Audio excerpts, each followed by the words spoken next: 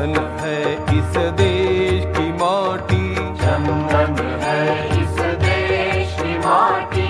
तपोभूमि हर ग्राम है, तपोभूमि हर ग्राम है। हर बाला देवी की प्रतिमा, हर बाला देवी की प्रतिमा। बच्चा बच्चा राम है, बच्चा बच्चा राम है।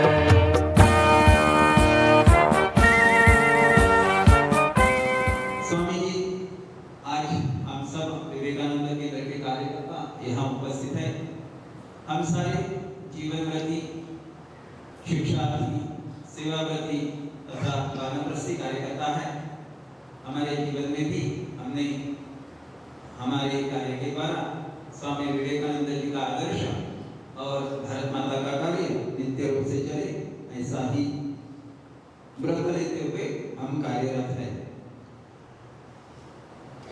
इस साल विवेकानंद शिला स्मारक ने 50वें वर्ष में पदार्पण किया है। विवेकानंद शिला स्मारक एक भारत विजयी भारत यह कार्यक्रम लेके समाज के सभी स्तरों में संपर्क करना शुरू हुआ है। हमें आपका भी इसमें मार्गदर्शन निश्चित रूप से मिला है।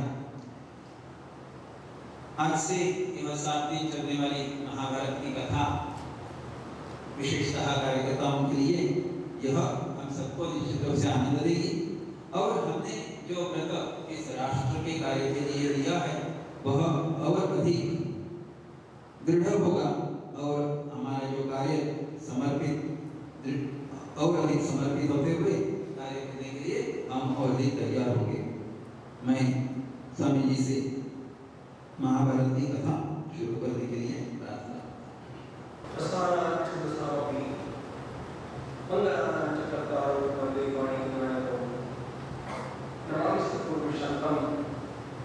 सच्चिदानंद विग्रहं पूर्णब्रह्म परानंदं ईश्वरानंदं योऽन्तः प्रविश्य मम वाचं मां सुप्तां सञ्जीवयत्यखिल शक्तिधरस्वधाम्ना अन्यामुष्यहस्तकर्षणत्वगादि प्राणान्तमो भवते पुरुषाय तुभ्यं ज्ञानेन योगेन च कर्मणा च भक्त्या च सर्वस्य समर्पणेन आराधनाभ्यां श्रुतिमार्गच्छयि नमो श्री गुरुपादुकाभ्यां सुरासुरासीतपादपङ्कजा कैलासकमनीयपुस्तका युधेश्वरपत्नी कमलासनप्रिया सरस्वती नृत्यवाचिने सदा नमोस्तुते व्यासविशालबुद्धे फुल्लारविन्दाय यत्प्रणेत्र येन त्वया भारतैकपूर्णः प्रज्वालितो गुणामयप्रदीपः प्रपन्नपारिजाताय स्तोत्रवेत्रैकपाणये ज्ञानमुद्राय कृष्णाय गीतामृतोपदे नमः। माधुर्यसकल्लोलां शिवशक्त्यैकरूपिणीं अमृतानुवार्थाय वन्दे ज्ञानेशनन्दिनीं यस्य वेदमयी वाणी यस्य देवमयी तनु यस्य ब्रह्ममयी सृष्टिः सर्वरूपात्मा।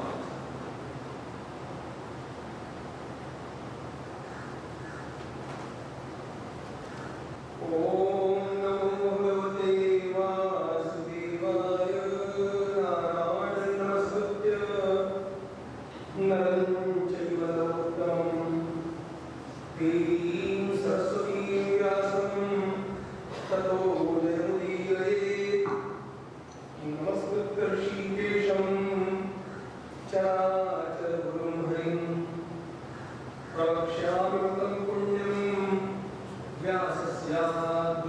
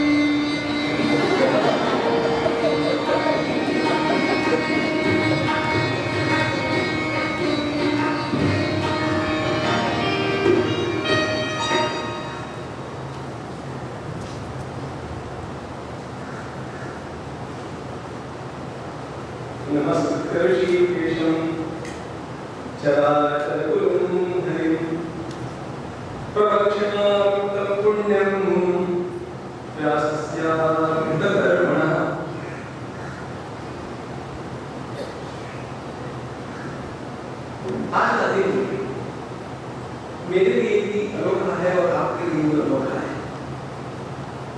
क्योंकि मुझे पता है आप लोगों ने कभी भी इस प्रकार की कथा का श्रवण आज तक नहीं किया हुआ है,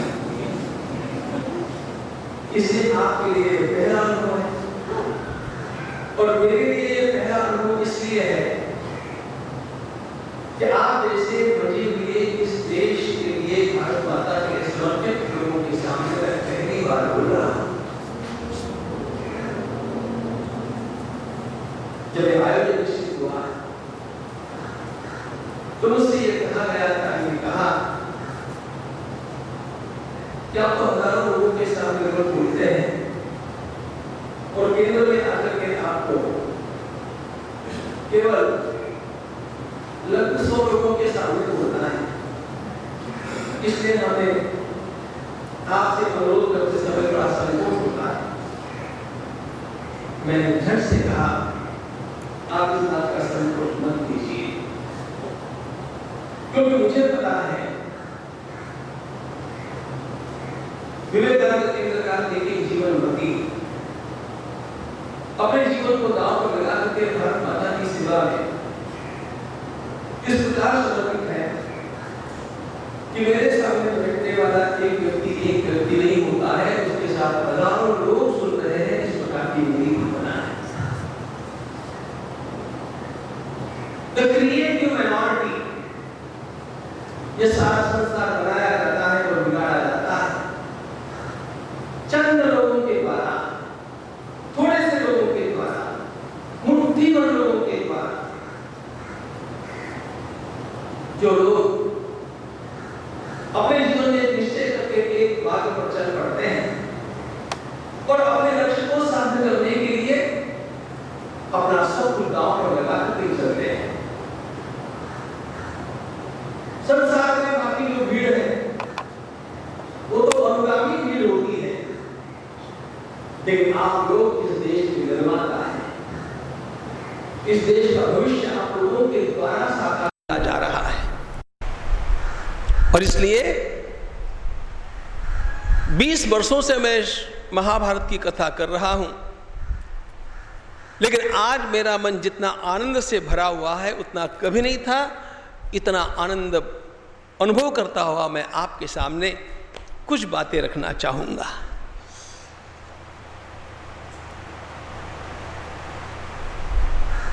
भगवती कन्याकुमारी माता की छत्र छाया में सागर नारायण के तट पर और इस देश की उन्नति के अग्रदूत, इस देश के उत्थान के अग्रदूत प्रातस्मरणीय स्वामी विवेकानंद जी के नाम से मंडित इस स्थान में, जिसको स्वयं हमारे स्वर्गीय स्वनामधन्य परम श्रद्धेय एकनाथ जी ने अपना पूरा जीवन लगा करके साकार किया है, उनकी इस तपोभूमि में आप सबके सामने बैठ करके जिस ग्रंथ का चिंतन मुझे करना है वो श्रीमद् महाभारत ग्रंथ हमारी संस्कृति का एक अनोखा ग्रंथ है। जिस ग्रंथ को जाने बिना, जिस ग्रंथ के विचारों के परिचय के बिना हम जिस भारत माता की सेवा करने के लिए चले हैं उस भारत माता को हम समझ नहीं सकते हैं। देश की सीमाओं को जानना ही देश को जानना नहीं होता है।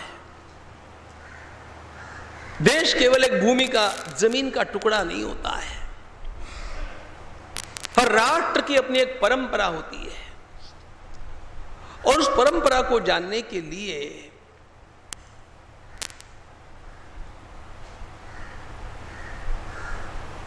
भारत की परंपराओं को जानने के लिए जिसका ज्ञान अनिवार्य है ऐसा ग्रंथ है महाभारत। यदि हमने हमारी परंपरा को नहीं जाना तो हम जिस भारत माता की सेवा कर रहे हैं उस भारत माता को पूरी तरह जाना ऐसा नहीं कहा जा सकता।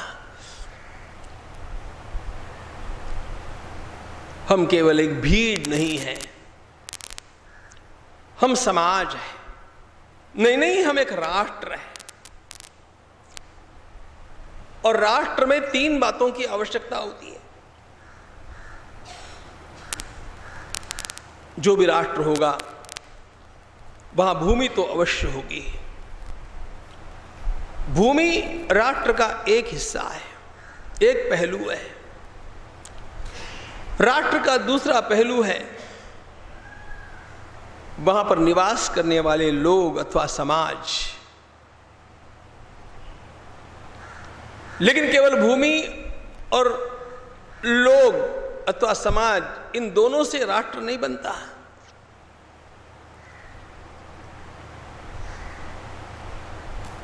कोलंबस अमेरिका पहुंचा, उसके पहले भी अमेरिका में लोग निवास कर ही रहे थे, लेकिन अमेरिका राष्ट्र नहीं था।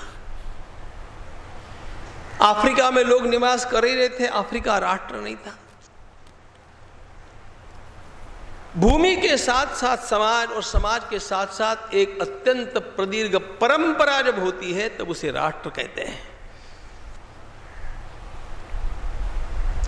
हम लोगों को अपनी भूमि को जानना चाहिए, हम लोगों को अपने समाज को जानना चाहिए,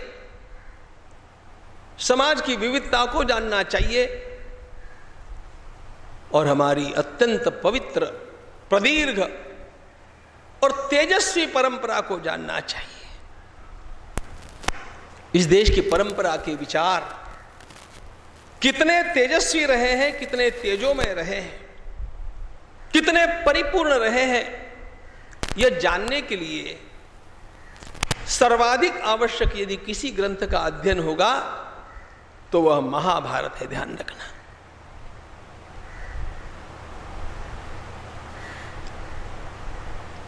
स्वामी विवेकानंद जी से आप लोग तो परिचित है ही। आप लोगों को इस बात का पता होना चाहिए कि स्वामी जी ने अमेरिकन लोगों को महाभारत की कथाएं सुनाई और वे उन्होंने कहां पर सीखी थी? बाद में तो वे दर्शन शास्त्र के और इतिहास के अध्येता थे, लेकिन बाल्यकाल में स्वामी जी के घर में स्वयं रोज रामायण अथवा महाभारत, इन दोनों में से कोई न कोई कथा रोज होती थी। सत्यवान सावित्री का प्रकरण स्वयं स्वामी जी ने अमेरिकन लोगों को सुनाया। यह सारी उनकी बाल्यकाल की यादें थी और स्वयं उन्होंने, जब एक ईसाई नन ने यह कहा कि स्वामी जी ये सब कल्पना विलास लगता है, तो स्वामी जी ने तुरंत कहा, मेरी दृष्टि में तो ये इतिहास है, कल्पना विलास नहीं है। लेकिन एक क्षण के लिए मान भी लिया कि यह कल्पना विलास होगा, तो भी एक बात ध्यान में रखिएगा, इतनी महान कल्पना की उड़ान भी केवल भारत के ऋषि ही भर सके हैं और कोई नहीं भर सका है।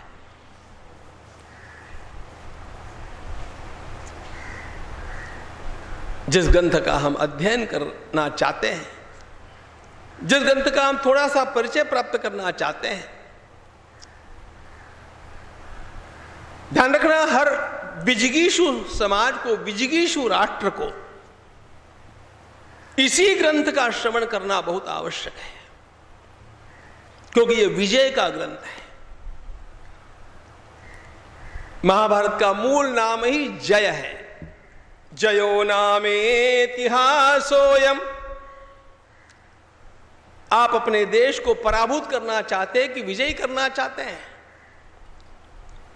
यदि हम एक विजयी समाज निर्माण करना चाहते हैं तो जय का श्रवण करना आवश्यक है।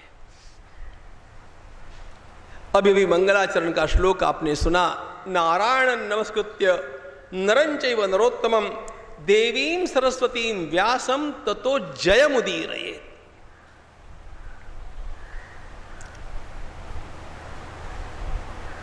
यह विजय का ग्रंथ है, यह जीवन के उत्कर्ष का मार्ग दिखाने वाला ग्रंथ है। आइए पहले इसी का हम लोग विचार कर ले कि महाभारत का श्रवण क्यों करना चाहिए। नहीं, महाभारत का ही श्रवण क्यों करना चाहिए? अब मेरे सामने आप सब लोग निरंतर कर्मशील और अध्ययनशील लोग बैठे हैं। मैं एक प्रश्न आपसे पूछता हूं, उत्तर अपने मन में सोच करके रखिएगा। आप सब लोगों की एक धारणा है कि हमारी भारतीय संस्कृति सारे संसार में सर्वोत्तम संस्कृति है। ऐसी किसकी किसकी धारणा है? हाथ ऊपर कीजिए। भारतीय संस्कृति सारे संसार में सर्वोत्तम संस्कृति है, ऐसी जिसकी धारणा है वो हाथ ऊपर कीजिए। अब आपके लिए एक प्रश्न है, यदि मैं ये पूछूं आपसे कि हमारी भारतीय संस्कृति सारे संसार में सर्वोत्तम क्यों है, आपको क्यों लगता है कि वो सर्वोत्तम है? अब इसके आप छोटे छोटे आंशिक उत्तर कुछ न कुछ तो जानते होंगे, अपने मन में सोच करके भी रखेंगे। सायंकाल में प्रश्नोत्तर की बेला में उसकी भी चर्चा करेंगे। लेकिन हमारी भारतीय संस्कृति सर्वोत्तम है, इसका सही उत्तर क्या है? इसका सही उत्तर यह है कि मानव जीवन का जिस गहराई के साथ और जितना व्यापक विचार हमारी संस्कृति में हुआ, उस गहराई से उतना व्यापक विचार संसार की किसी भी अन्य संस्कृति में नहीं हुआ। फिर से दोहराता हूं, मानव जीवन का जिस गहराई से और जितना व्यापक विचार हमारी परंपरा में हुआ, उस गहराई से और उतना व्यापक विचार संसार की अन्य किसी भी संस्कृति में नहीं हुआ। वाक्य तो आपने सुन लिया, ये लेकिन इस वाक्य का मतितार्थ क्या है? मानव संस्कृति का व्यापक और गहराई से विचार, ये दो शब्द महत्वपूर्ण हैं। कैसे ये विचार हमारी भारतीय परंपरा में हुआ, इसको देखना बहुत मनोरंजक है।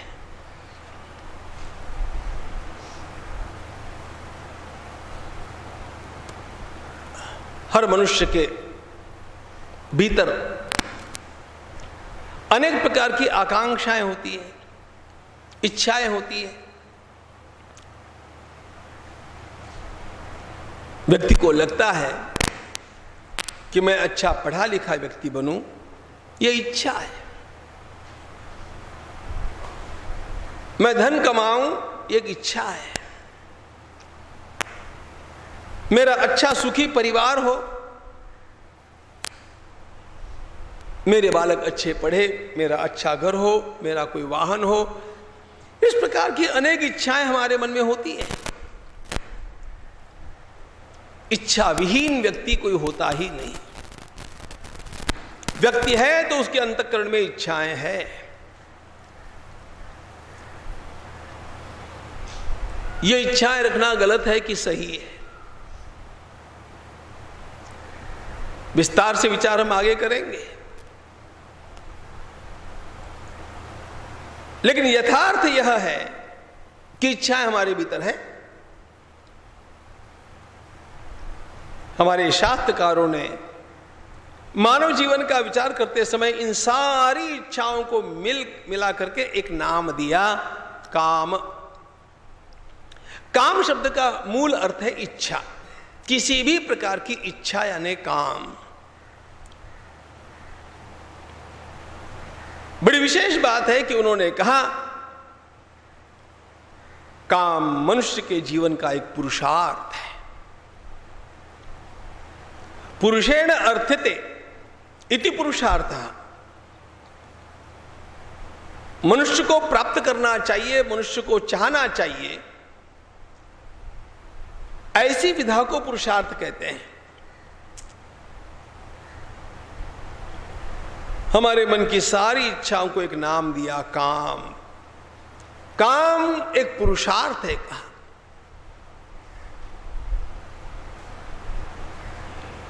और इसलिए हमारे ऋषियों ने कभी कामनाओं के केवल दूर करने की बात नहीं कही, उल्टे महाभारत में उच्च कामनाएं नहीं रखेंगे तो आपसे काम ही नहीं होगा। किसी भी व्यक्ति को कुछ भी करना है तो उसके लिए एक आकांक्षा चाहिए, इच्छा चाहिए। केंद्र के कार्य में आप लोग जुट गए, किसी न किसी प्रकार की इच्छा लेकर के जुटे कि नहीं? मुझे भारत माता की सेवा करनी है। वनांचलों में मेरे जो भाई बहन पीढ़ियों से उपेक्षित रहे हैं, उनमें जाकर के मुझे जागरण करना है, उन्हें जीवन के पाठ पढ़ाने हैं। इस प्रकार की कोई न कोई इच्छा तो हमारे भीतर रही है, इसके लिए हमने जीवन का उत्सर्ग किया। ये सारी इच्छाएं काम पुरुषार्थ है। केवल इच्छाओं को रखने से कार्य नहीं होता है। कोई भी इच्छा है तो उसको पूर्ण करने के लिए धन की आवश्यकता है।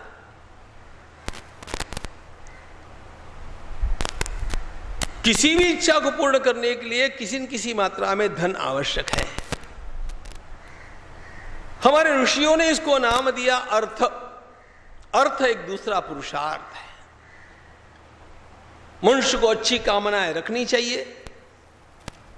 उन कामनाओं को पूर्ण करने के लिए उसे धन कमाना चाहिए। अच्छा, धन कितना कमाना चाहिए? आगे चल करके आप महाभारत के विचारों को देखेंगे। खूब कमाना चाहिए। उत्थातव्यम जागृतव्यम योक्तव्यम भूति कर्मसु। अरे, हम अपनी मातृभूमि को वैभव संपन्न बनाना चाहते हैं ना, तो वैभव संपन्न बनाने का अर्थ क्या है? वैभव संपन्नता में आर्थिक समृद्धि भी तो आती है। अर्थ की समृद्धि के बिना राष्ट्र खड़ा कैसे होगा? हमारे ऋषियों ने इसके लिए नाम दिया अर्थ पुरुषार्थ है। इसलिए कामनाएं रखनी चाहिए, उनको पूर्ण करने के लिए अर्थ भी कमाना चाहिए। भारतीय परंपरा समृद्ध परंपरा रही है। वाल्मीकि रामायण के बालकांड के 6ठे सर्ग में अयोध्या जी का वर्णन है। अयोध्या कैसी समृद्ध नगरी है। ना कुंडली ना मुकुटी। महर्षि वाल्मीकि वर्णन करते हैं, इस संपूर्ण अयोध्या में एक भी व्यक्ति गरीब नहीं है। राष्ट्र संपन्न होना चाहिए, समृद्ध होना चाहिए। मनुष्य के जीवन में अर्थ का प्रभाव न हो चाहे, लेकिन अर्थ का अभाव भी नहीं होना चाहिए। और इसलिए हमारे ऋषियों ने अर्थ को पुरुषार्थ कहा। कमाओ, खूब कमाओ। तो दो बातें हुई। कामनाएं रखनी चाहिए, उसके लिए कमाना चाहिए। अब आप कहेंगे, महाराज ये क्या आप हमें बतला रहे? तो सारा संसार कर ही रहा है। इच्छाएं रखता है और उसके लिए कमाता है। हमारे ऋषियों ने कहा, इच्छाएं रखो, उसके लिए कमाओ, लेकिन तीसरी भी एक बात का ध्यान रखना, वह है धर्म।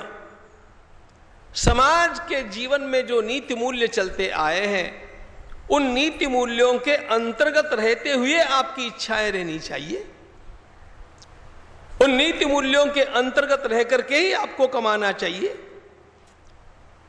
नीति मूल्यों के अंतर्गत रह करके जो इच्छाएं पूर्ण की जाती है,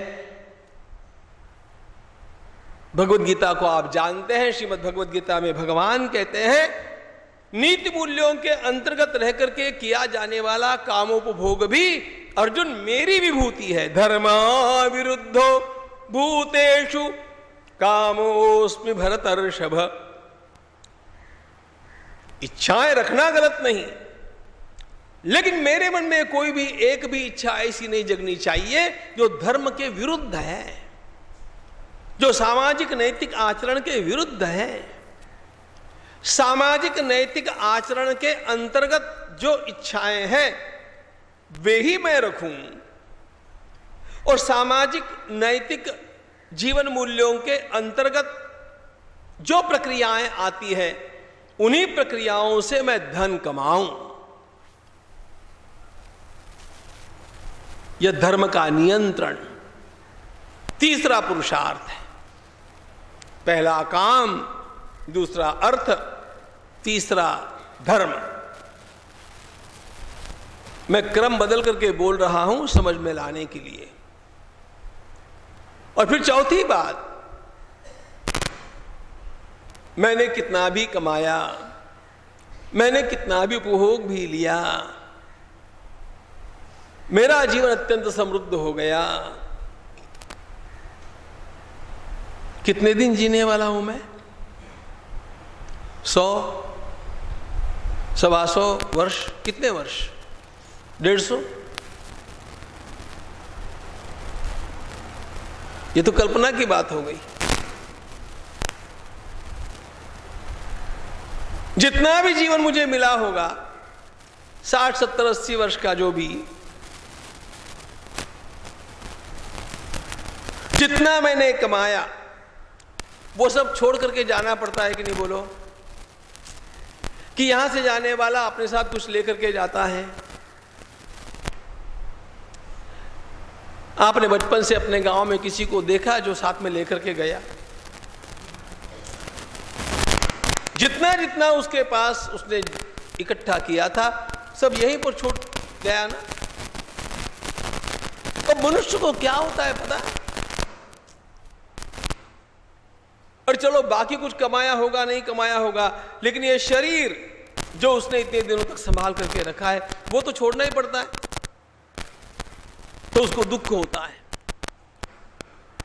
मृत्यु का नाम लेते ही दुख होता है।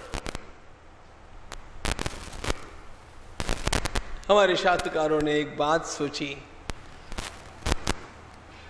मनुष्य पुरुषार्थी जीवन जिए और अंत में मुझे सब छोड़ करके जाना है, इस बात को लेकर के दुखी हो जाए ना। जैसे जैसे जीवन का विकास होता जाएगा वैसे वैसे मेरे भीतर आनंद का भी विकास होना चाहिए, और सब कुछ छूट जाए तो भी मेरा आनंद ऐसे के ऐसे बना रहना चाहिए।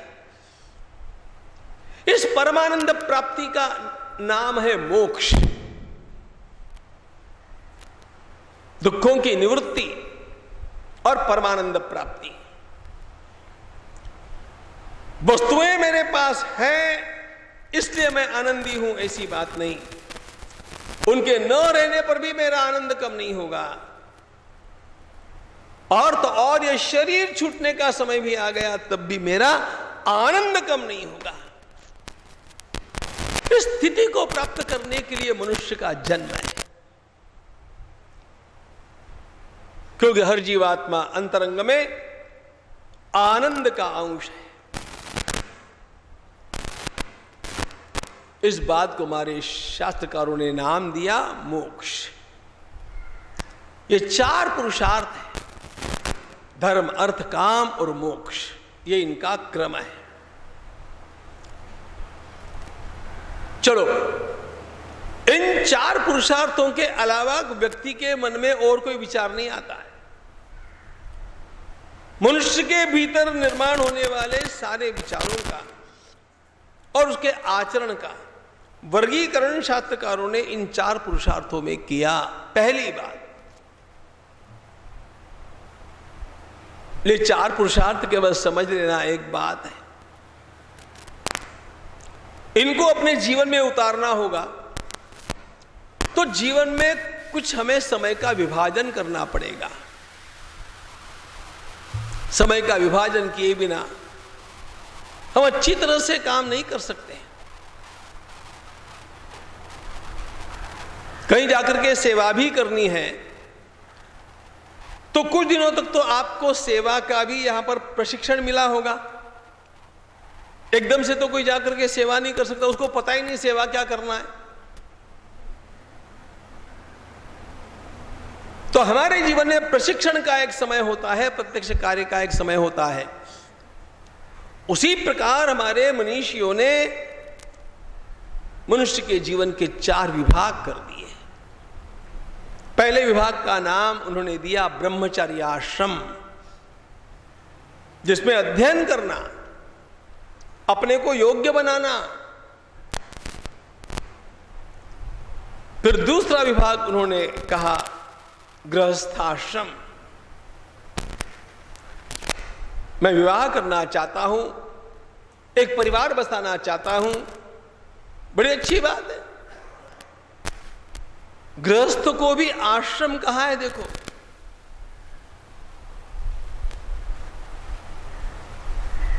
हमारे देश के हर घर में पवित्रता और प्रसन्नता होनी चाहिए।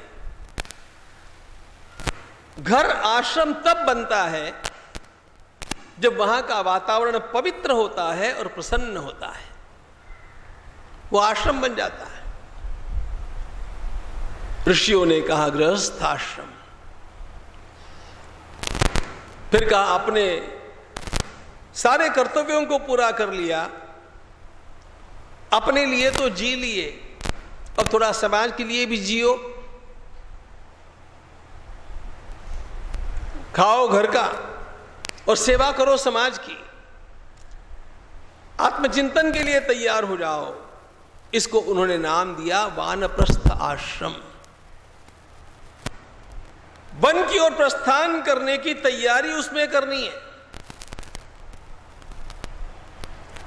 काम तो करना ही है, लेकिन वो काम अपने घर के लिए अर्थ प्राप्ति हेतु नहीं करना, समाज की सेवा के लिए करना। जिस समाज में मैं जन्मा हूं, जिस समाज में मैं पला हूं, जिस समाज ने मुझे निर्माण किया है, उस समाज का मेरे ऊपर ऋण है। उस ऋण की पूर्ति करने के लिए मुझे कुछ सेवा में अपने जीवन का समय देना ही चाहिए। रिटायर्ड यट नॉट टायर्ड, इस प्रकार की यह श्रेणी जो है, उन्होंने कहा यह वानप्रस्थ आश्रम है। और उसके पश्चात संन्यास आश्रम। अब केवल ईश्वर का चिंतन ही मेरा जीवन बन जा है। अब अगले प्रस्थान की तैयारी मैं कर लूं। धर्म, अर्थ, काम और मोक्ष, ये चार पुरुषार्थ है। ब्रह्मचर्याश्रम, गृहस्थाश्रम, वानप्रस्थाश्रम, संन्यासाश्रम, ये चार आश्रम है। ये मनुष्य के जीवन का चार भागों में विभाजन है। अब यदि ये चारों पुरुषार्थ व्यक्ति को जल्दी से जल्दी प्राप्त करने होंगे तो समाज का विभाजन भी चार भागों में करना है। और ये चार भागों में विभाजन करते समय उनकी वृत्तियों के अनुसार वह होगा। ब्राह्मण, क्षत्रिय, वैश्य, शूद्र, बुद्धि प्रधान कार्य करने वाले, शक्ति प्रधान कार्य करने वाले, अर्थ प्रधान कार्य करने वाले और कला प्रधान कार्य करने वाले। यह सामाजिक विभाजन है। इसमें उच्च नीचता की भाव आने की बात ही कहीं नहीं है।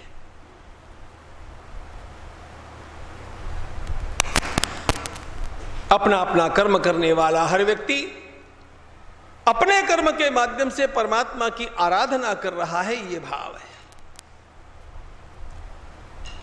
और अब व्यक्ति को यदि अपना आध्यात्मिक उत्थान करना है तो उसकी रुचि के अनुसार उसे अपना अपना साधन मार्ग मिलना चाहिए। सभी की मनोवृत्ति एक प्रकार की नहीं होती है।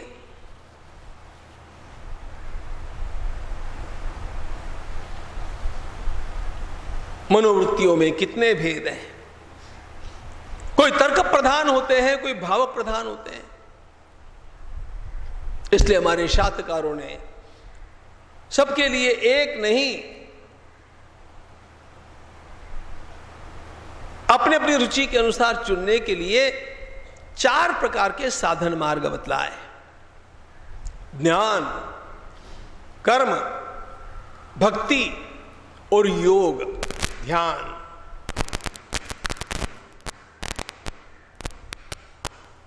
स्वामी विवेकानंद कहा करते थे, इन 4 मार्गों से अथवा इन 4 में से किसी एक मार्ग से भी चलने वाला उस अंतिम लक्ष्य तक पहुंच जाता है।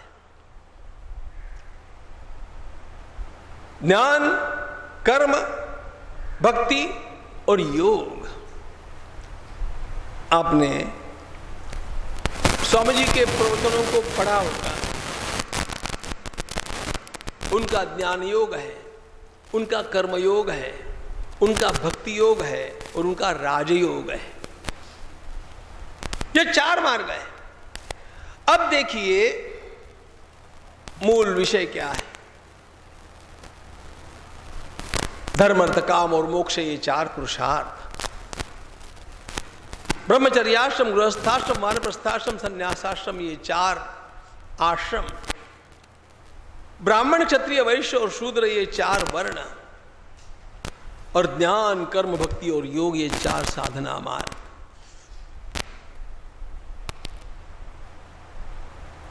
इतना सारा विचार हमारे ऋषियों ने हम लोगों को दिया। यह मानव जीवन का परिपूर्ण विचार है। और अब सारे संसार के इतिहास की ओर देखो। सारे संसार के इतिहास में कहीं पर भी मानव जीवन का विचार इतनी गहराई के साथ और इतनी व्यापकता के साथ कहीं पर भी आपको नहीं मिलेगा।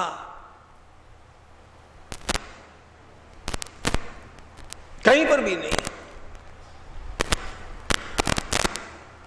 मुख्य बात यह है जिसके कारण हमारी यह स्वाभाविक विकसित परंपरा नष्ट नहीं हो पाई।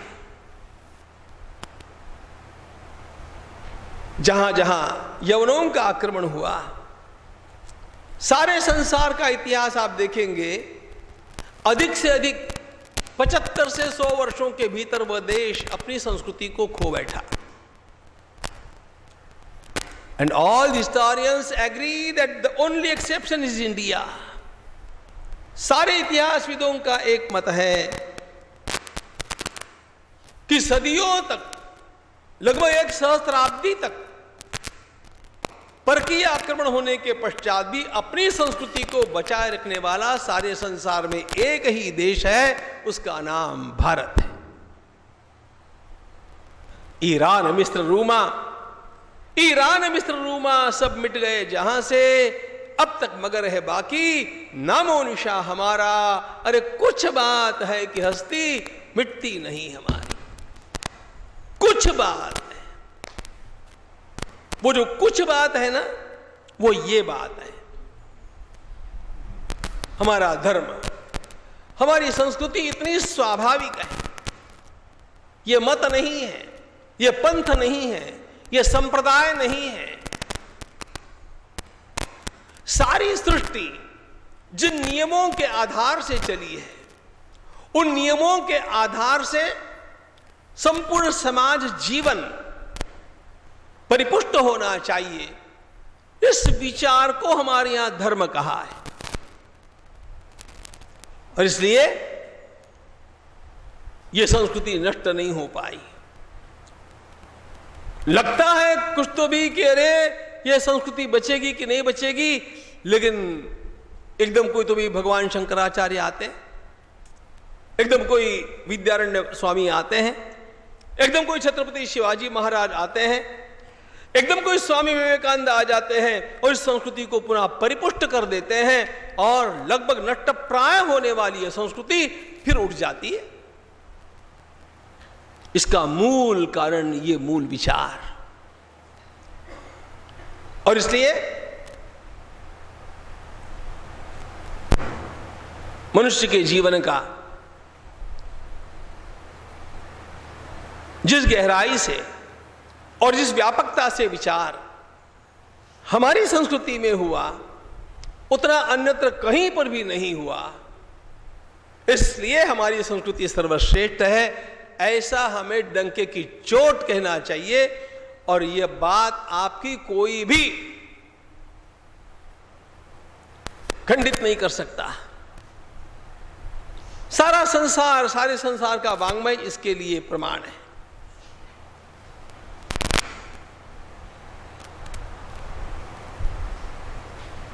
इन सारी बातों को सुनने के पश्चात एकाध व्यक्ति के मन में यदि ये विचार आ जाए, यदि आप ही में से किसी के मन में ये विचार आ जाए कि बढ़िया बात है, धर्म अर्थ काम और मोक्ष, ब्रह्मचर्य आश्रम, गृहस्थाश्रम, वानप्रस्थाश्रम, संन्यासाश्रम, ब्राह्मण क्षत्रिय वैश्य और शूद्र, ज्ञान कर्म भक्ति और योग, यह 16 स्तंभ है जिसके ऊपर भारतीय संस्कृति का यह भवन खड़ा है। यदि आपके अथवा किसी के भी मन में यह विचार आ जाए कि इन सभी के सभी अंगों का मुझे अध्ययन करना है, इन सभी अंगों का मुझे अध्ययन करना है, तो मुझे कौन सा एक ग्रंथ पढ़ना चाहिए?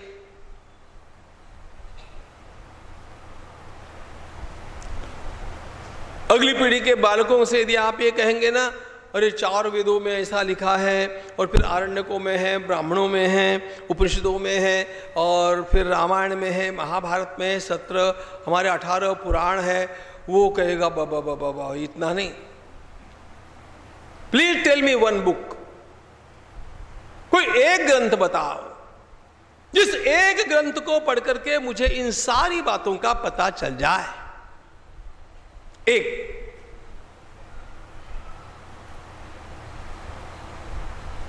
और इतना विश्वास रखिएगा, अध्ययन करने के पश्चात किसी को भी यह ध्यान में आता है कि इन सारे पहलुओं का परिपूर्ण ज्ञान यदि हमें प्राप्त करना है तो एकमात्र ग्रंथ सर्वोत्तम है, उसका नाम है महाभारत। महाभारत और महाभारत, ऋग्वेद से लेकर के अद्यतन छोटे बड़े सब ग्रंथों तक आ जाइए, किसी भी एक ग्रंथ में आपको हमारी संस्कृति के इन सारे पहलुओं का वो ज्ञान प्राप्त होगा ही नहीं जो महाभारत से होगा। अरे इसी महाभारत का सार भगवत गीता में है ना, यही तो गीता की महत्ता है। स्वामी विवेकानंद महाराज सहित सभी के सभी हमारे महापुरुष जो गीता का नाम लेते रहे, भगवत गीता पढ़ो कहते रहे, कारण क्या है? भगवत गीता में सारे महाभारत के विचारों का सार है।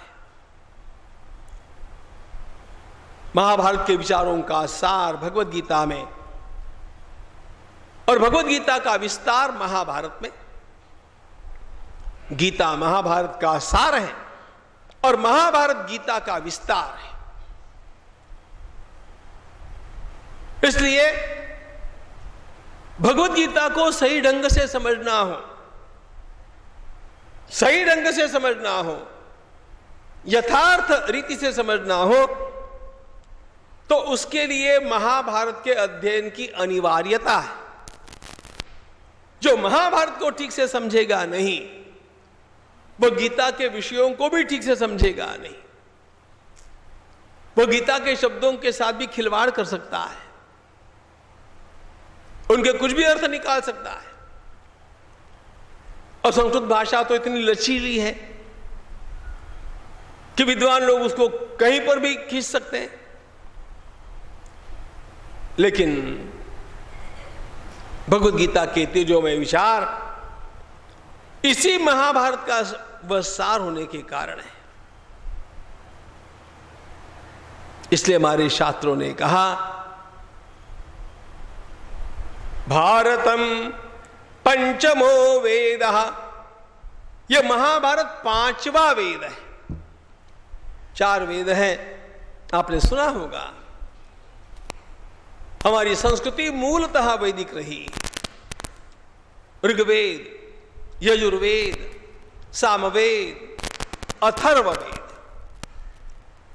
ये चारों वेद अत्यंत दुरूह हैं। बड़ी कठिन प्राचीन भाषा में, सूत्रात्मक शब्दों में, अनेक स्थानों पर रूपकों के आधार से विषय उसमें आए, इसलिए उनको समझना कठिन। इन चारों वेदों का ज्ञान अत्यंत सरल भाषा में यदि हम लोगों को प्राप्त करना है तो कहां जाए? भारतम पंचमो वेद, महाभारत को 5वां वेद कहा। यह लोक वेद है ऐसा कहा। सामान्य से सामान्य व्यक्ति भी इस महाभारत को समझ सकता है, और यदि महाभारत को उसने समझ लिया तो वेदों का अर्थ भी उसके ध्यान में अपने आप आ जाता है, क्योंकि जो वहां पर कठिन भाषा में कहा गया वही सरल भाषा में इस ग्रंथ में कहा गया। इसलिए अन्य कुछ पढ़े चाहे न पढ़े, न तो निर्भारतो भवेत्, महाभारत अवश्यमेव पढ़ें। इस प्रकार का आग्रह हमारे प्राचीन ऋषियों ने रखा। श्री कृष्ण गोविंद हरे मुरारे, हे नाथ नारायण वासुदेव। श्री कृष्ण गोविंद हरे मुरारे, हे नाथ नारायण वासुदेव। श्री कृष्ण गोविंद हरे मुरारे, हे नाथ नारायण वासुदेव। श्री कृष्ण गोविंद हरे मुरारे, हे नाथ नारायण वासुदेव।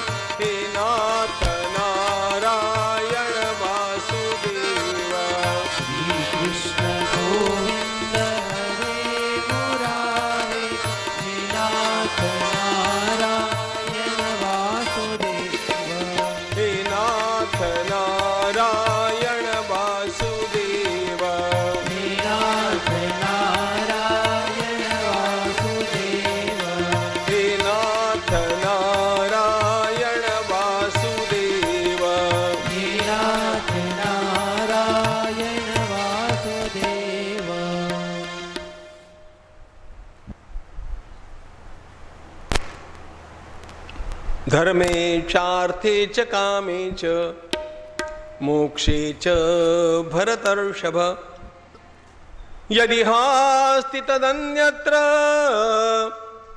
यन्नेहास्ति न तत्क्वचित्।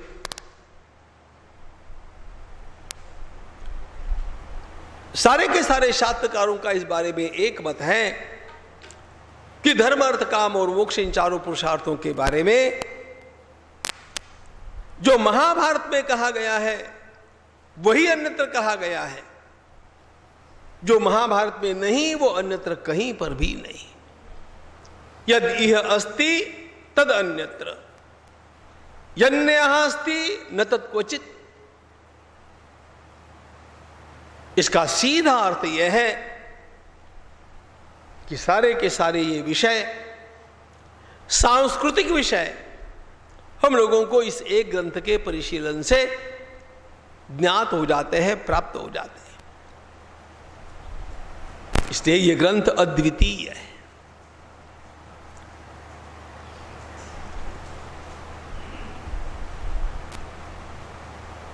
अब मेरे साथ एक समस्या होती रहती है। देखो, मैं तो बहुत जल्दी हमारे घर की परंपरा के अनुसार श्रीमद् भागवत की कथा करने लग गया। जब हम श्रीमद् भागवत की कथा कहते हैं तो यही कहते हैं कि भागवत जैसा तो कोई ग्रंथ ही नहीं। जब राम कथा कहते हैं तो यही कहते हैं कि राम कथा जैसा तो कोई ग्रंथ ही नहीं। और आज महाभारत कहने बैठा हूं तो यही कहता हूं कि महाभारत जैसा तो कोई। अब तीन ग्रंथ अद्वितीय कैसे हो सकते हैं? आई ना समस्या?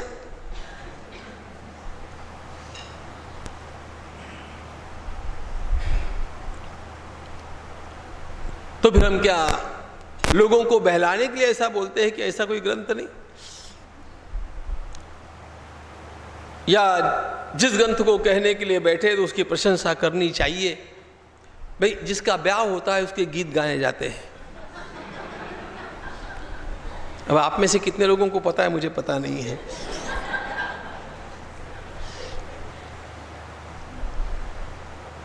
तो ऐसी बात हम करते हैं क्या? ऐसी बात नहीं है। मैं फिर से कहता हूं, भागवत जैसा कोई ग्रंथ नहीं, रामायण जैसा कोई ग्रंथ नहीं, और महाभारत जैसा कोई ग्रंथ नहीं। और जो मैं बोल रहा हूं वो बिल्कुल प्रामाणिकता के साथ बोल रहा हूं। आपने महामंत्र तो सुना होगा, हरे राम राम राम हरे हरे, हरे कृष्ण कृष्ण कृष्ण हरे हरे। यह महामंत्र उपनिषद से आया और उसका प्रचार हमारे देश में संतों ने किया। महाप्रभु गौरांग चैतन्य स्वामी ने इसका सर्वत्र विचरण करके प्रचार किया और अब तो पूरे विश्व में यह गाया जाता है।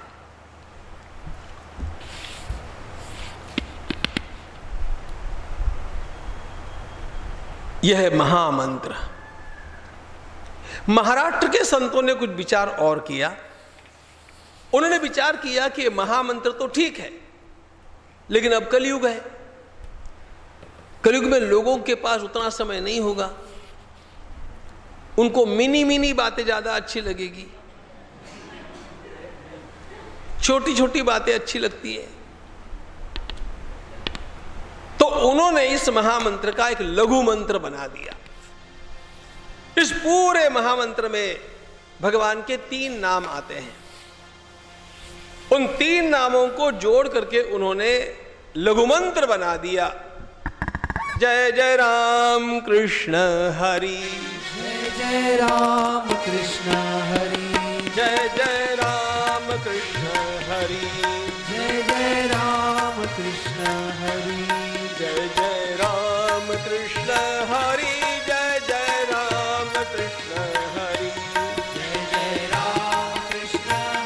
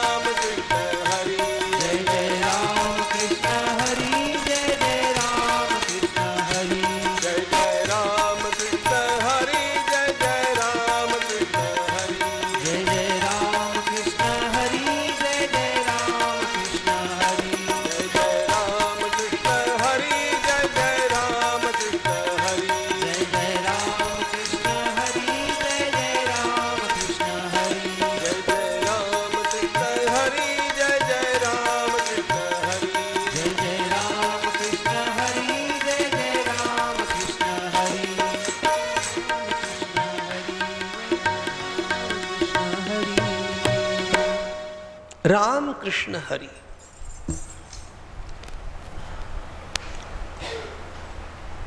हरे राम राम राम हरे हरे, हरे कृष्ण कृष्ण कृष्ण हरे हरे। इन्हीं में से भगवान के नामों का चयन करके इस क्रम से उन्होंने कहा राम कृष्ण हरि। यह अत्यंत महत्वपूर्ण मंत्र है।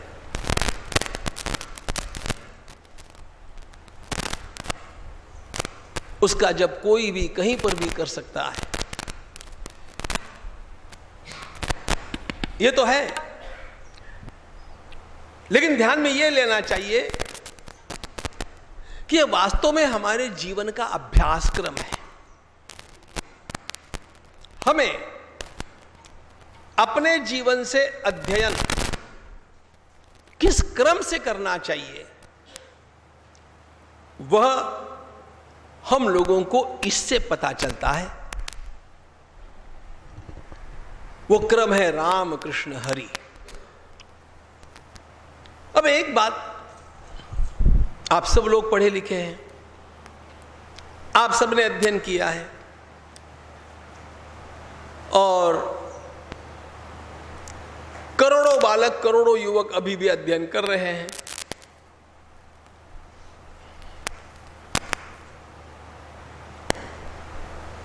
वह अध्ययन और हमारे ऋषि जीवन जो रामकृष्ण हरि कहते हैं, यह अध्ययन या अभ्यास, इसमें अंतर क्या है? देखो, विद्या के दो प्रकार हैं। विद्या का पहला प्रकार है जीविका की विद्या, जिससे हमारा उदर भरण होता है, जिससे हम कुछ कमाते हैं।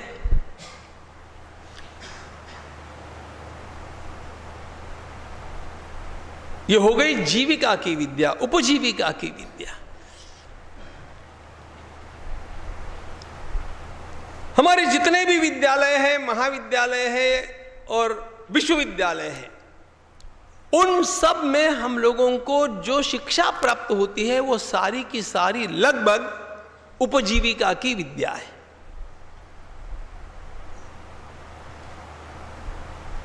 पढ़ाने वाला भी उपजीविका के लिए पढ़ाता है और पढ़ने वाला भी उपजीविका के लिए पढ़ता है।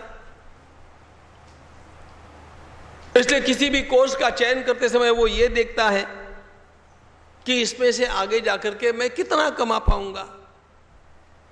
करता है कि नहीं बोलो? और वो कमाता भी है। परिवार चलाने के लिए, उदर भरण के लिए उसकी आवश्यकता भी है। उसकी आलोचना करने की आवश्यकता नहीं, यह जीवन में आवश्यक है।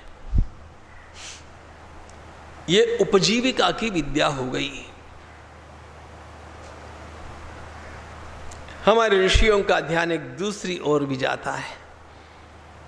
वे कहते हैं मनुष्य को केवल उपजीविका की विद्या नहीं पढ़नी चाहिए, उपजीविका की विद्या तो पढ़नी ही चाहिए, उसके साथ साथ उसको जीवन की विद्या भी पढ़नी चाहिए। और जीवन की विद्या क्या है? मैं अच्छा मनुष्य कैसे बनूं? मैं एक इंजीनियर होना चाहता हूं, मैं एक डॉक्टर होना चाहता हूं, मैं एक लेखापाल, चार्टर अकाउंटेंट होना चाहता हूं, मैं और कुछ होना चाहता हूं। होना चाहिए कि नहीं? होना चाहिए। समाज को उसकी आवश्यकता है कि नहीं? आवश्यकता है। कोई भी ये करता है तो गलत बात नहीं। लेकिन हमारे शास्त्रकार एक बात की ओर हमारा ध्यान आकृष्ट करते हैं। वे कहते हैं कि इंजीनियर बनो, डॉक्टर बनो, नेता बनो, चार्टर अकाउंटेंट बनो, जो कुछ बनना है वह बन जाओ, लेकिन सबसे पहले मनुष्य बनो। वेद में मंत्र आता है मनुर्भव, तुम मनुष्य बनो।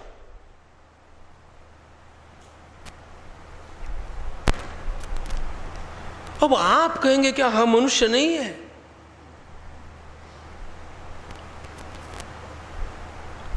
अरे बॉडी तो मनुष्य की है, लेकिन केवल शरीर मनुष्य का प्राप्त होने से कोई मनुष्य नहीं हो जाता। मनुष्य को मनुष्यता के संस्कार प्राप्त होना आवश्यक है, तब जाकर के वह अच्छा मनुष्य बनता है। संसार में आप कितने प्रकार के लोगों को देखते हैं।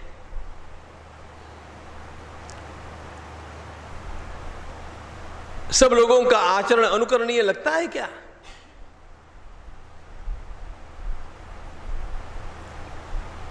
कुछ महीनों पहले मैंने एक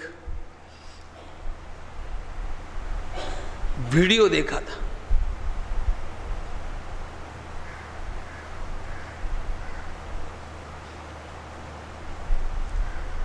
चेन्नई के बीच पर एक ट्रक से उतारे गए बड़े बड़े कंटेनर्स पड़े थे। रात में कौन को वहां पर पटक करके गया पता नहीं। कंटेनर्स में से क्या निकला? छोटे छोटे बालकों के प्रेत निकले, सैकड़ों की संख्या में। लेकिन वे प्रेत कैसे थे? उनमें से सारे अंदर के अवयव निकाल लिए गए थे। All internal organs removed. उसका हार्ट निकाल लिया गया, उसका किडनी निकाल लिया गया।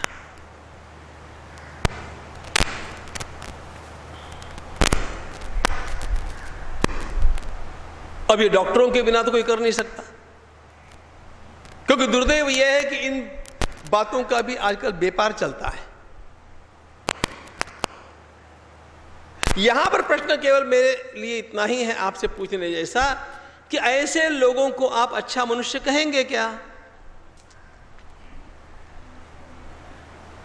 यह मानवता है कि मानवता का अपमान है? ऐसे कितने प्रकार। इसलिए शास्त्रकारों ने कहा केवल व्यावहारिक विद्या आकर के नहीं चलेगा, एक दूसरी विद्या भी आनी चाहिए जिसको हम परा विद्या कहते हैं। एक विद्या होती है अपरा, एक विद्या होती है परा।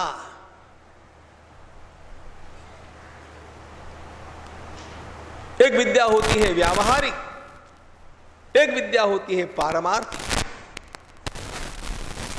एक विद्या होती है जीविका की, एक विद्या होती है जीवन की, जीवन को संस्कार देने की। जिसको ये विद्या आई वो मनुष्य हुआ।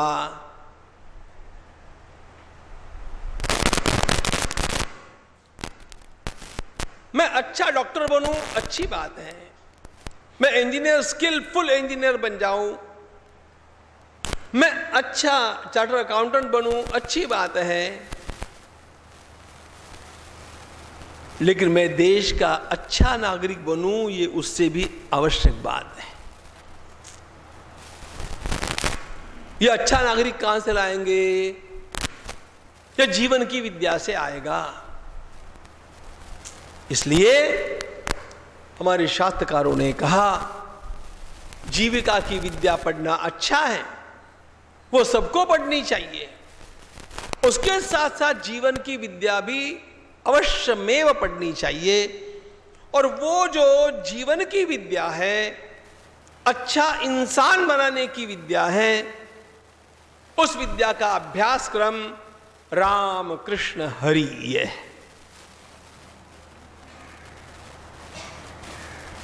अब देखो रामकृष्ण हरि क्या है। हमारे संत श्री गुलाबराव महाराज ने बड़ी अच्छी बात कही। उन्होंने कहा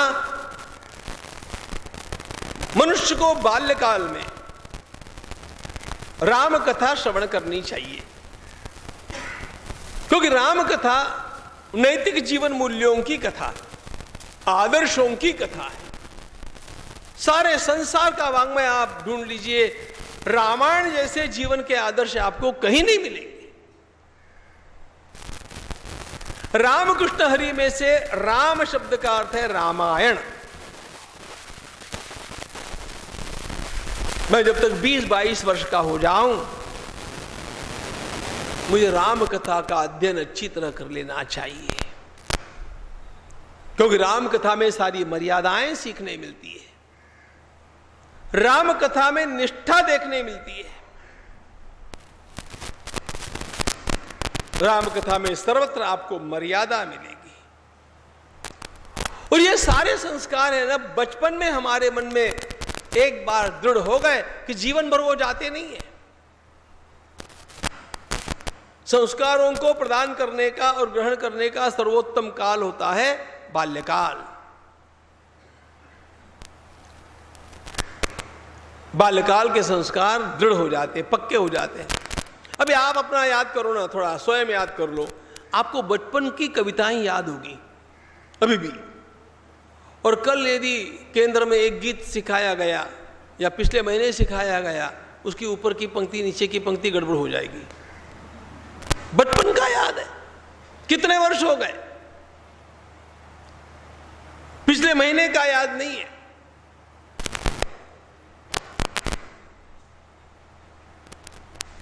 छोटे बालक का मन संस्कार क्षम होता है, वो तुरंत संस्कारों को ग्रहण करता है। इसलिए राम कथा के जो जीवन आदर्श है, ये बाल्यकाल में हमारे मन में सुदृढ़ हो जाने चाहिए। इसी को श्री महाराज ने कहा, राम कथा से नीति सीखना, राम कथा से नीति सीखना। फिर आगे है कृष्ण। कृष्ण का अर्थ है महाभारत। कृष्ण कथा से युक्ति सीखना, क्योंकि 22 वर्ष का लगभग हो गया, अब व्यावहारिक जगत में उसको आना है। और व्यावहारिक जगत में संघर्ष है कि नहीं? अरे बड़ा संघर्ष है, कितनी प्रतिस्पर्धा है, कितनी कंपटीशन है, कैसा कैसा संघर्ष है। अच्छा, संघर्ष में विजय प्राप्त करना चाहते हैं कि नहीं? बोलो, कौन कौन हारना चाहता है? सभी की इच्छा होती है कि मैं विजयी बनूं। जीवन के संघर्ष में, चाहे वह व्यावसायिक है, चाहे वह सामाजिक है, चाहे वह और किसी प्रकार का है, जिस किसी को विजय प्राप्त करने की आकांक्षा है, उसे कृष्ण कथा से यानी महाभारत से जीतने की युक्ति सीखना चाहिए कि मैं हारने के लिए नहीं जन्मा हूं।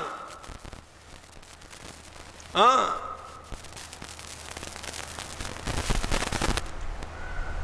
बाल्यकाल में राम कथा से नीति सीखना, युवावस्था में कृष्ण कथा से युक्ति सीखना,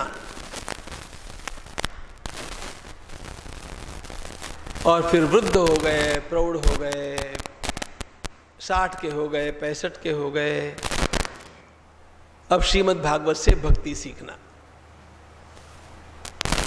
और मुक्त हो जाना। राम कथा से नीति सीखे, कृष्ण कथा यानी महाभारत से युक्ति सीखे, और श्रीमद् भागवत से भक्ति सीखे। हरि, श्रीमद् भागवत हरि कथा है।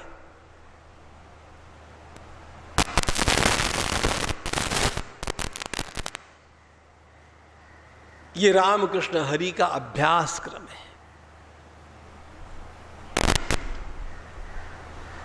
ये मैंने इसलिए बतलाया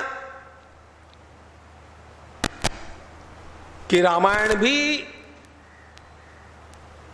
अद्वितीय ग्रंथ है, महाभारत भी अद्वितीय ग्रंथ है, और श्रीमद् भागवत भी अद्वितीय ग्रंथ है। ऐसा जब हम कहते हैं तो उसकी हर एक की एक अलग अलग कैटेगरी है। एमए की कक्षा का ग्रंथ कितना भी अच्छा होगा, मुझे ये बताइए, जो 7वीं कक्षा में पढ़ रहा है उसके लिए वो अच्छा है क्या? हम जिस कक्षा में हैं उस कक्षा की दृष्टि से उसी कक्षा का ग्रंथ हमारे लिए जैसे सर्वोत्तम होता है। बाल्यकाल में राम कथा अद्वितीय है, युवावस्था में महाभारत अद्वितीय है, प्रौढ़ावस्था में वृद्धावस्था में श्रीमद् भागवत अद्वितीय है।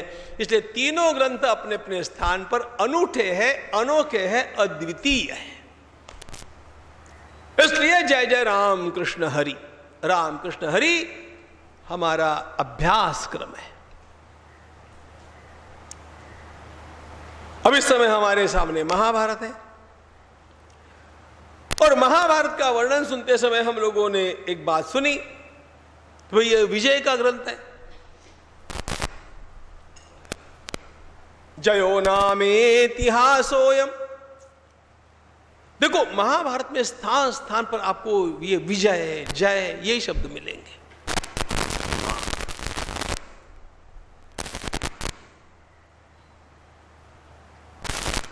भगवद गीता का अंतिम श्लोक क्या है?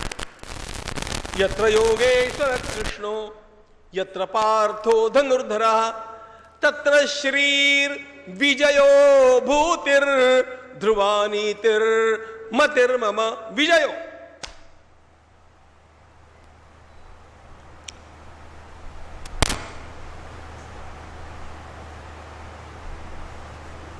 उत्तम ब्राह्मण इसका श्रवण करेगा तो उसकी बुद्धि प्रगल्भ होगी। यदि कोई क्षत्रिय राजा इस ग्रंथ का श्रवण करके युद्ध पर जाएगा तो विजयी होकर के लौटेगा। वैश्य इसका श्रवण करेगा तो धन समृद्ध होगा। शूद्र इसका श्रवण करेगा तो अपने कार्य में अत्यधिक सफल होगा। आगे सुनिए, यदि कोई गर्भिणी माता इसका श्रवण करेगी तो उसको होने वाला पुत्र कैसे होगा? महाभारत का वर्णन क्या करते? वीरम जनयते पुत्रम, वीरम जनयते पुत्रम कन्यांच जयशालिनी। होने वाला पुत्र वीर होगा, कन्या होगी तो वो भी जयशालिनी होगी।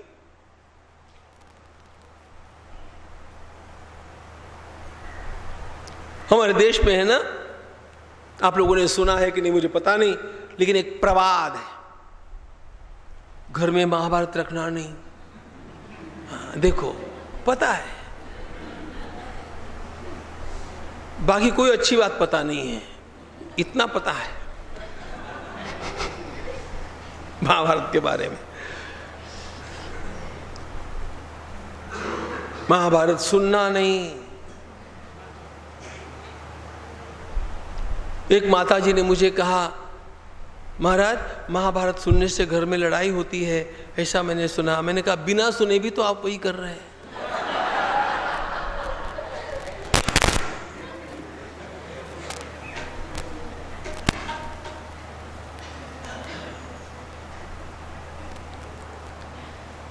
इस भ्रम को लेकर के मैंने आद्योपांत महाभारत को पढ़ा कि कहीं मिलता है क्या इसके लिए कोई शब्द, कोई सबूत। अरे मैं आपको क्या बताऊं, जब मैंने महाभारत की कथा पहले आरंभ की 1999 में दिल्ली के लाल किला मैदान पर मेरी पहली महाभारत की कथा हुई। उस समय भी लोगों ने मुझे विरोध किया था कि महाराज महाभारत काय को करते हो, महाभारत का। लेकिन मैं तो, क्योंकि उसके पहले से मैं महाभारत पर प्रवचन करता आया था, लेकिन मैंने कहा नहीं, अब इसकी कथा ही करेंगे। तो लोगों ने मुझसे कहा कि आप क्यों करना चाहते हैं महाभारत? दिल्ली के लाल किला मैदान पर कथा के पहले दिन मैंने कहा, मैं इसलिए महाभारत की कथा करना चाहता हूं कि महाभारत से पुरुषार्थ की जागृति होती है और देश विजय की ओर प्रस्थान करता है। ध्यान रखना, 20 वर्षों में देश ने कितना विजय की ओर प्रस्थान किया है।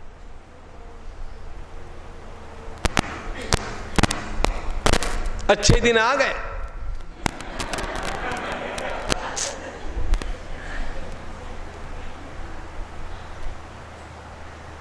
महाभारत उस प्रकार की मनोवृत्ति निर्माण करने वाला ग्रंथ है।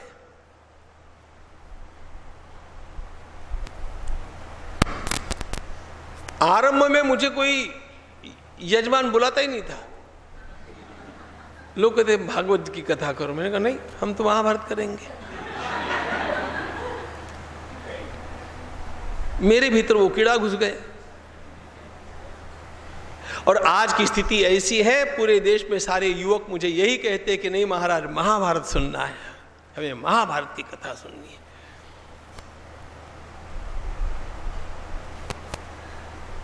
लोगों के जीवन में महाभारत के विचार आने चाहिए, क्योंकि ये तेजस्वी विचार है, ये विजय के विचार है।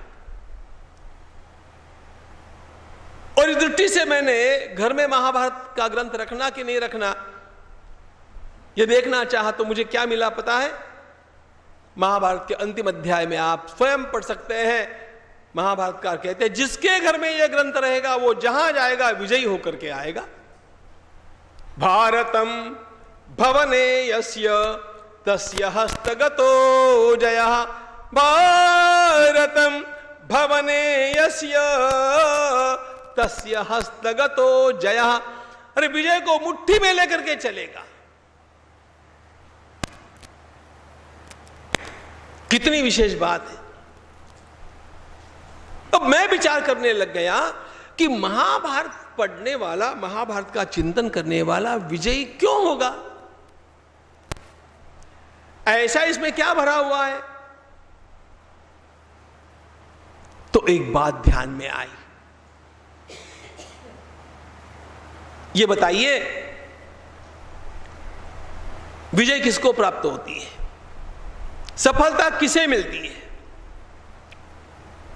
उसका एक सूत्र है। जिसने अपने जीवन में सही समय पर सही निर्णय लेना सीख लिया, सही समय पर सही निर्णय लेने वाला विजयी होता है। यह आप सर्वत्र देखेंगे। परिस्थितियां कैसी भी हो, यदि मैंने सही समय पर सही निर्णय ले लिया, मैं उस स्थिति में से बाहर निकलता हूं, प्रगति की ओर चलता हूं।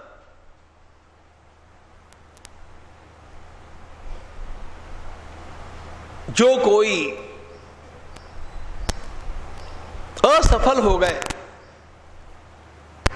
उनके जीवन का अध्ययन कीजिए तो आपको एक बात का पता चलेगा, या तो उनका निर्णय गलत था, या उन्होंने वह निर्णय जिस समय लिया वो समय गलत था।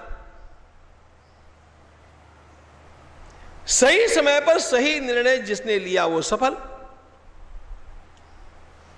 अब और देखिए, सही समय पर सही निर्णय लेने की यह जो हमारी बुद्धि की क्षमता है ना, उसे एक नाम दिया गया, विवेक। विवेक।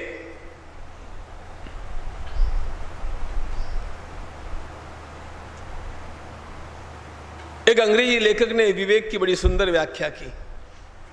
उसने कहा, discretion is a thin border line between success and risk. विवेक एक ऐसी धुंधली सीमा रेखा है जिसके इधर मुड़ गए तो विजय ही विजय है, और दूसरी ओर लुढ़क गए तो पराभव की गर्त में। And how is that line? Thin border line. ये बड़ी धुंधली सीमा रेखा है। क्या करें? ऐसा करें कि ऐसा करें, ऐसा करें कि ऐसा करें। उस समय बुद्धि इतनी पैनी हो जाए कि मैं जो निर्णय लूं वो सफल हो जाए, सही निर्णय हो जाए। इसके लिए बुद्धि बड़ी मंजी हुई चाहिए। उसी को कहते हैं विवेक। महान संत श्री ज्ञानेश्वर महाराज, जिन्होंने भगवत गीता का भावार्थ दीपिका ज्ञानेश्वरी नामक का भाष्य लिखा, जैसा अन्य कोई भाष्य नहीं लिखा गया, उन ज्ञानेश्वर महाराज ने ज्ञानेश्वरी के उपोद्घात में, आरंभ में, महाभारत का वर्णन करते समय एक बात कही वे कहते हैं ये महाभारत क्या है पता है? विवेक तरु से उद्यान।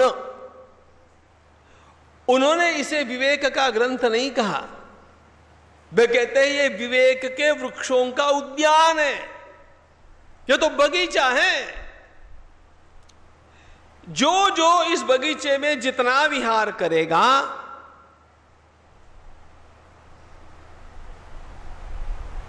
उतनी उसकी बुद्धि प्रगल्भ होगी, उतनी उसकी प्रज्ञा जगेगी और वो जहां जाएगा विजयी होगा।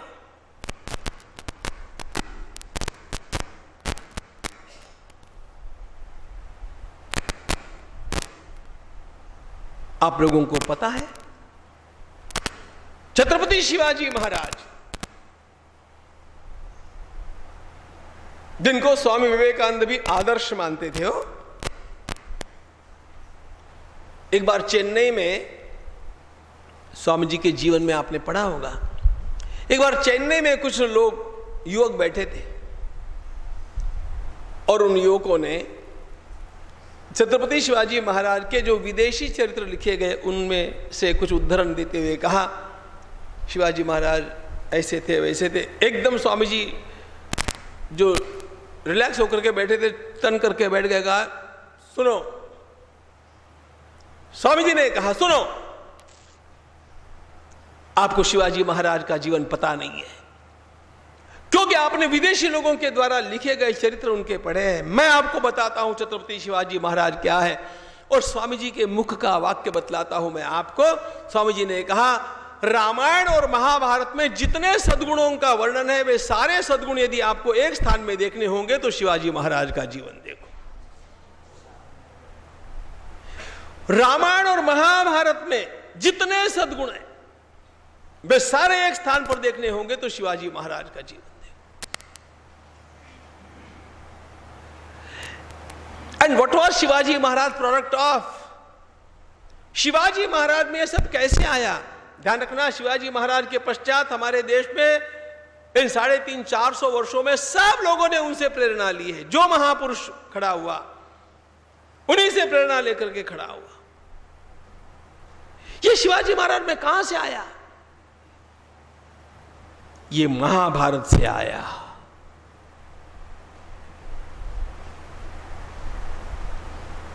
उनकी माताजी, जिजा माताजी, छोटे शिवा को अपने साथ में लेकर के महाभारत का श्रवण करने के लिए बैठती। बाल शिवाजी श्रवण करता और श्रवण करते समय उसको लगता, मैं भी अपने जीवन में इस प्रकार का विजय प्राप्त करके दिखाऊंगा।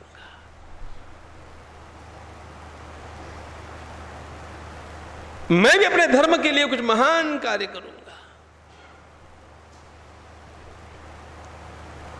14 वर्ष की अवस्था में जाकर के उन्होंने प्रतिज्ञा की शिव जी के मंदिर में। 14 वर्ष की अवस्था में, 14 वर्ष के बच्चे देखो क्या करते हैं आजकल।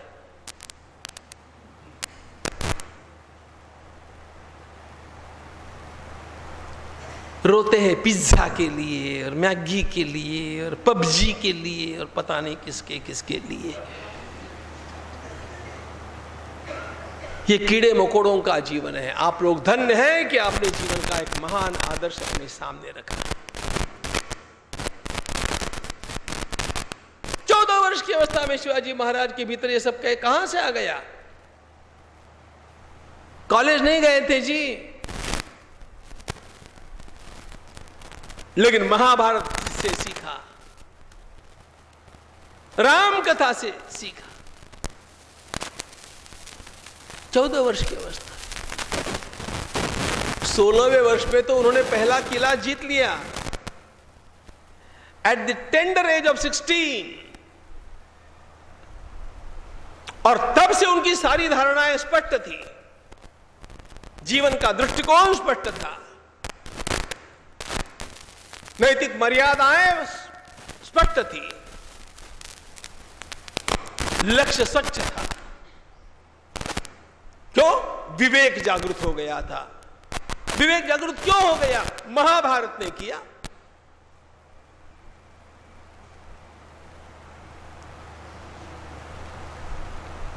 इतने पेचीले प्रसंग उनके जीवन में आए, उनका निर्णय कभी गलत नहीं हुआ, क्योंकि महाभारत की शान पर उनकी बुद्धि प्रखर हुई थी।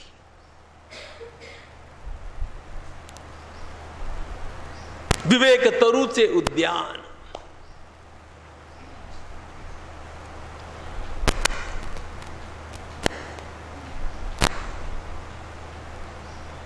एक आध बार आपको यह भी लग सकता है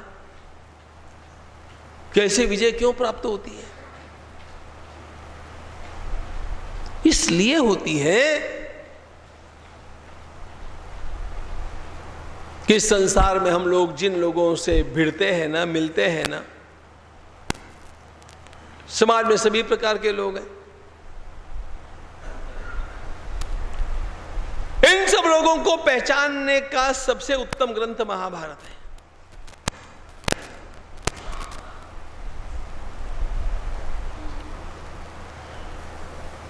एक बार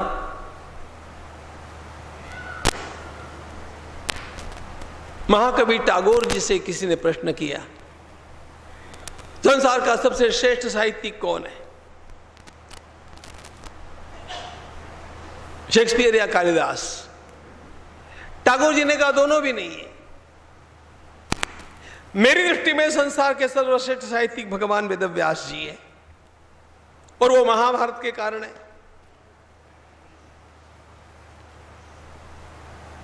शेक्सपियर के 36 नाटक और कालिदास की 7 कृतियां, इन सबको मिलाकर के जितने पात्र होते हैं, उससे कितने अधिक पात्र अकेले व्यास जी ने इस एक महाभारत में साकार कर दिए।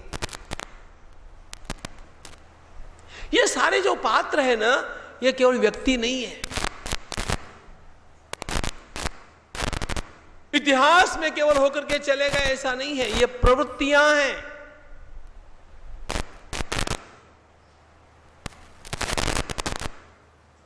दुर्योधन केवल 5000 वर्ष पहले नहीं था, अभी भी आपको समाज में दुर्योधन मिलेंगे। दुर्योधन प्रवृत्ति के रूप में आज भी जीवित है।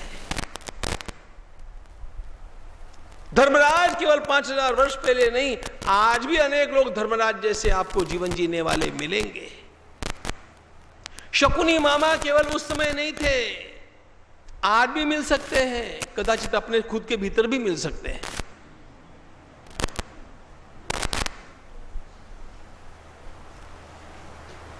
These are all tendencies, ये सनातन वृत्तियां हैं, प्रवृत्तियां हैं। और इसलिए मैं जब समाज में चलता हूं या काम करता हूं, तो मेरे सामने वाला व्यक्ति किस प्रवृत्ति का है, इसको टैली करने के लिए आपको पहले से ही महाभारत से सिद्धता करने का मौका मिल जाता है। तो आप पहचान सकते हैं कि ये किस वर्ग में बैठता है, उसके साथ कैसा व्यवहार किया जाए।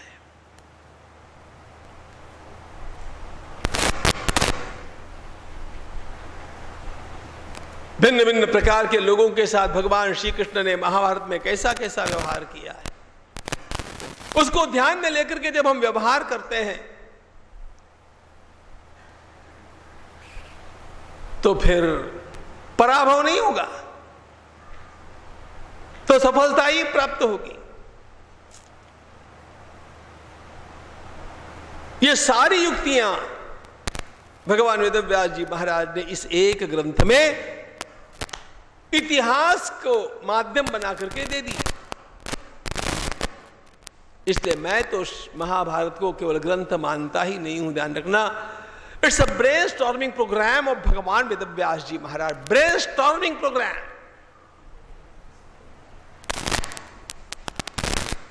यह हमारे मस्तक को झकझोर देता है।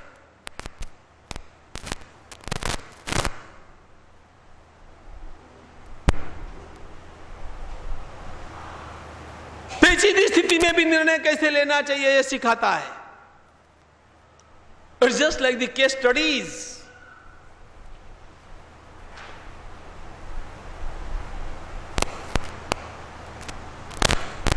आप लोगों को पता होगा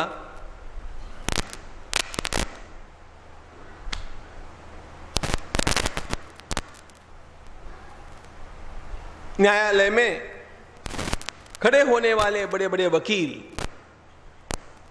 केवल संविधान का अध्ययन नहीं करते हैं। संविधान का अध्ययन तो आवश्यक ही होता है,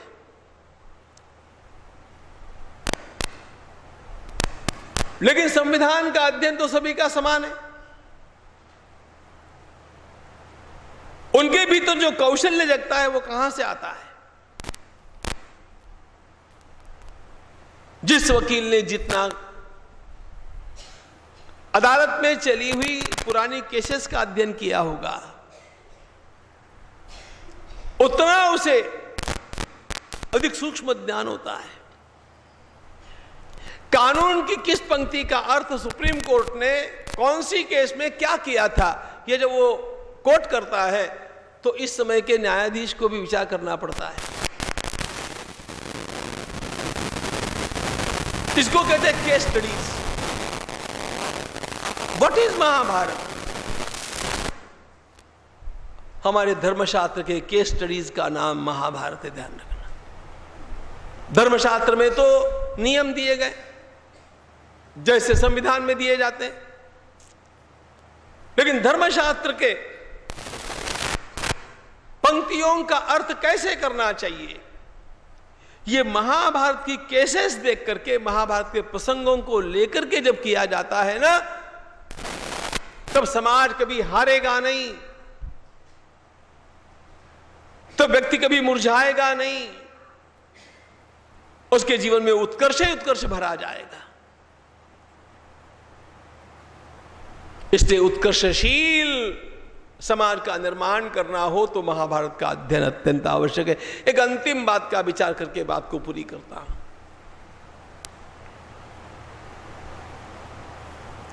और जी वो तो सब आपका ठीक हो गया, लेकिन लड़ाई झगड़ा होता है उसका क्या? ये इनके मन में बार बार आ रहा है, वो लड़ाई का क्या? सच्ची बात बताऊं, आश्चर्य की बात, महाभारत कलह निर्माण करने वाला ग्रंथ नहीं है। उल्टे जो महाभारत का अध्ययन करेगा, अपना मन संघर्ष रहित कैसे हो जाए इसकी युक्ति वो सीख लेगा। It's a doctrine of conflict avoidance. Conflict avoidance आरंभ से देखिए, महाभारत के वक्ता, बाद में तो वैशंपायन है, लेकिन आरंभ में पहले प्रश्न किया है जन्मेजय ने भगवान वेदव्यास जी से। वो प्रश्न पूछते समय उसने ये कहा, कथम समभवद भेदः तेषाम अक्लिष्ट कर्मणा तच्च युद्धम कथम। महाराज कृपा करके ये बतलाइए, मेरे सारे पूर्वज बड़े अच्छे लोग थे, पढ़े लिखे लोग थे, उनमें मतभेद कहां से निर्माण हो गए? वे मतभेद कैसे बढ़े? उनको रोकने का प्रयास क्यों नहीं हुआ? प्रयास करने पर भी वे मतभेद क्यों मिटे नहीं? अंत तो गत्वा वो भयंकर युद्ध कैसे हो गया, जिनको सुनकर के हमारा मन दहल जाता है। कथम समभवद भेदः तेषाम अक्लिष्ट कर्मणा तच्च युद्धम कथम वृत्तम भूतांतकरणम महत्। यह मूल प्रश्न है, और इस मूल प्रश्न के उत्तर के अनुरोध से जब हम महाभारत का अवलोकन करते हैं तो ध्यान में आता है हमारे आज के जीवन में मतभेद कहां निर्माण होता है। चाहे व्यक्ति में, परिवार में, संस्था में, संगठन में, राष्ट्र में, अथवा सारे संसार में, मतभेद का आरंभ कहां से होता है? ये मतभेद कैसे बढ़ते हैं? उनको समय पर कैसे मिटाया जा सकता है? समय पर नहीं मिटाया गया उसका परिणाम भीषण संघर्ष में कैसे होता है। यह इसलिए सिखाया गया कि व्यक्ति अपना जीवन संघर्ष रहित बना ले। इसलिए जिसके दिमाग में महाभारत का ज्ञान होगा ना, वो झगड़ा करेगा नहीं, करवाएगा नहीं। सारे कलह शांत कैसे हो जाए, इसकी दृष्टि उसको प्राप्त हो जाती है। इसलिए वह अपने परिवार को, अपने समूह को, अपनी संस्था को अथवा अपने संगठन को संघर्ष से बचा सकता है। ये सारे जीवन के अत्यंत मूल्यवान सूत्र हमें एक महाभारत से प्राप्त होते हैं। इसलिए हमें इसका चिंतन करना अत्यंत उपयोगी रहेगा। यह सोच करके मुझे यहां पर बैठा दिया गया है, तो करेंगे इसका चिंतन। 4 बजे कन्या चंदन है इस देश की माटी, चंदन है इस देश की माटी, तपोभूमि हर ग्राम है, तपोभूमि हर ग्राम है, हर बाला देवी की प्रतिमा, हर बाला देवी की प्रतिमा, बच्चा बच्चा